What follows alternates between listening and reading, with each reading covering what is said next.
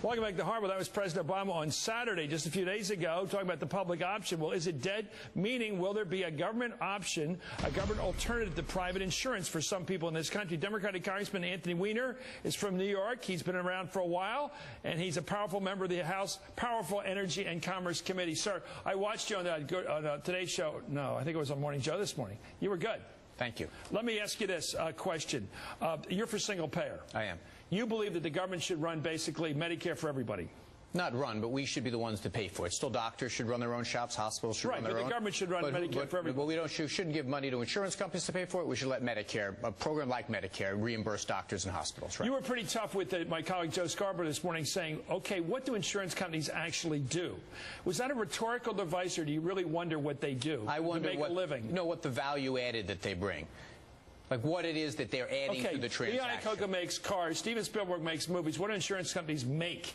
What is their product? Is it just, are they track touts? No, insurance companies bed for people not to have broken arms? In a commodity sense of the word, like automobiles, for example, you can choose what car you drive, where you drive it. Right. They apportion risk. That's not happening in the insurance industry. In the health insurance, you're not shopping around when you need an operation. You don't have the ability to say, I'm going to not get asthma if you're born with asthma. Right. It's not a commodity. So the insurance model doesn't work in the traditional sense like of car or house. Okay, why do you think people, you know this country all across the country, even though you're from the East Coast, I'm from the East Coast, why do you think people in the heartland are suspicious of a government-run health care financing plan rather than something that has a brand name on it? They seem more comfortable with a corporate brand name. Because they have been successfully, I think people have confused the notion of liking your doctor or hospital and liking your insurance company. I don't think people, despite what the president says, actually likes their insurance company. They like their doctor and are concerned that relationship is going to get broken. If you sit in a town hall meeting, as I did a bunch of them, you have senior citizens sitting, nodding in agreement when they say Medicare works.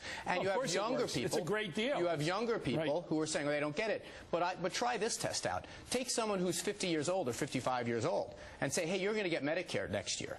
They're going to be very happy. Oh, I agree with you. So people who understand Medicare are not as suspicious as, and that's 40% of the American people. You're a politician. You deal with people, constituents all the time. And I remember working on the Hill. You get a lot of casework you have to deal with. People with particular problems with the government.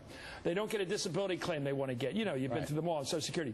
Why is it that some people in the political middle are less fearful of some corporate person, middle-level person, like in Sicko, the movie, Michael Moore, saying no to you on a claim, but they're more worried about a government official saying no to them. They can't get the transplant. They can't get the MRI. 100%. Why are they more afraid of government? It depends entirely what lens of your experience you're looking through.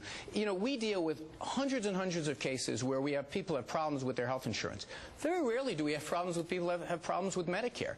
So, you know, people pay into their health insurance and they're concerned they're going to lose their coverage. Well, that's an unfounded fear. People who know someone in their family that has Medicare buy the Weiner argument that we should make this simpler and just extend Medicare to more and more people. If we can afford it. Well, look, healthcare inflation is a huge problem. But you admitted this morning we have a financing problem with Medicare. 100%, and we have it in healthcare. If we have the whole country of Medicare, it'll really be. Well, hold on a second. The health financing problem with Medicare is actually there's less growth in Medicare spending than there is in the private insurance side.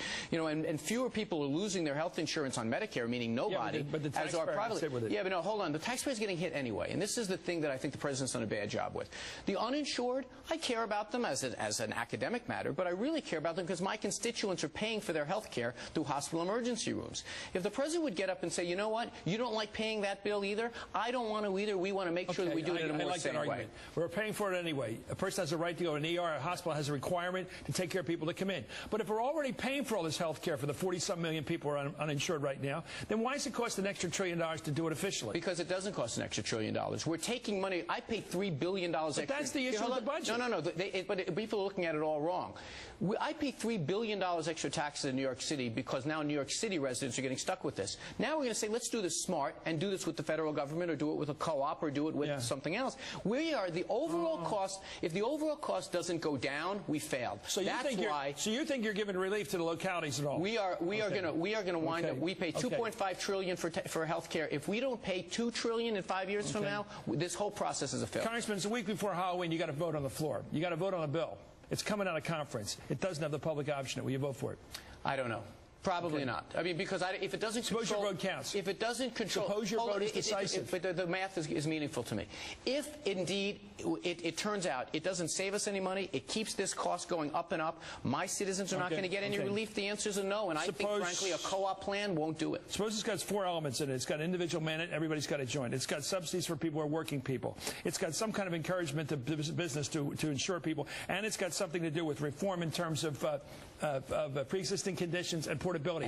Will you vote for a bill like that? And no cost containment, so the costs keep going up and it bankrupts our government. I can't vote for that. Okay, let me ask you this. Is there any way to get a bill passed the Congress except with 60 votes in the Senate and 218 in the House? Yeah, I think we can do it with 51 in the Senate under reconciliation. But you've never...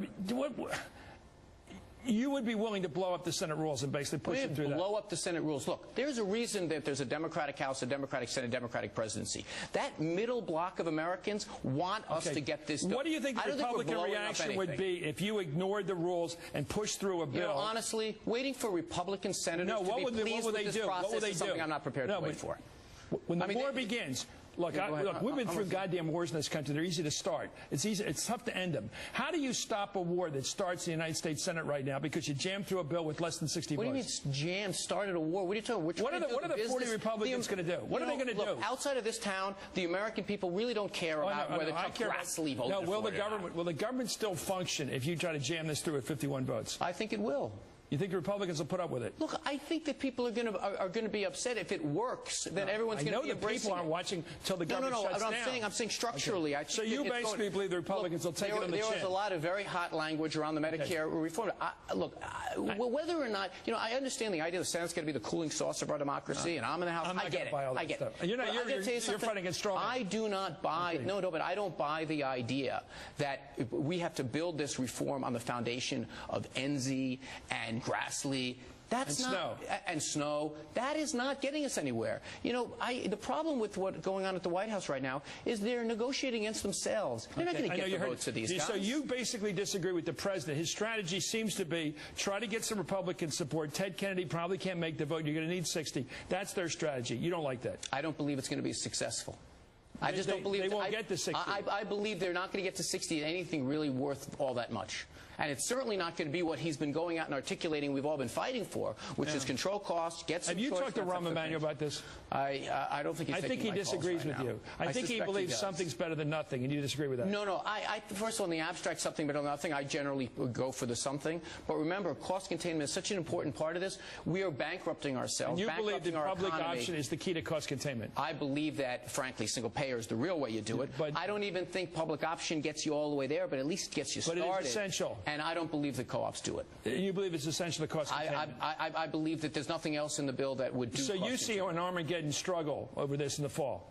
I mean, a real struggle. Armageddon struggle. Meaning like the liberals are going to say, no way. Here's what I think happens. I think that the president realizes at some point here a switch goes off. And they say, you know what? Why don't we push for what we actually think is going to be the best possible policy and try to sell it to that middle that elected us? Okay, let me ask you 2 liberal questions, all right? Should health care reform, the new bill that comes through, should it cover abortion?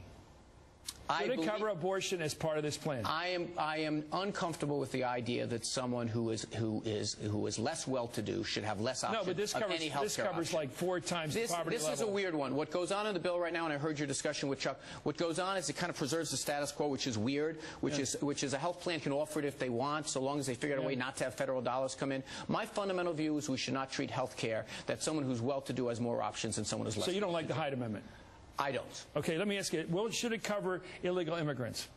No, I mean, under your goals, would it? You know, under my goals, they're getting paid for now. So you'd support covering them? No, I think that the whole paradigm has to be we should cover people that are getting hospital care in emergency rooms in a more efficient way. I want to fix the immigration laws, but none of the laws, you know, none of the bills that are being contemplated are going to allow anyone to sign up. But I ask you this question. Someone who's undocumented walks into the Kings Highway, a hospital on Kings Highway, they're going to get care. We're going to wind up paying for it. So we might think we're doing something by saying don't cover them under the bill, but we're really not. We're going to wind up paying for them anyway. You're an honest man. And it's good to hear you. I'm not a crook.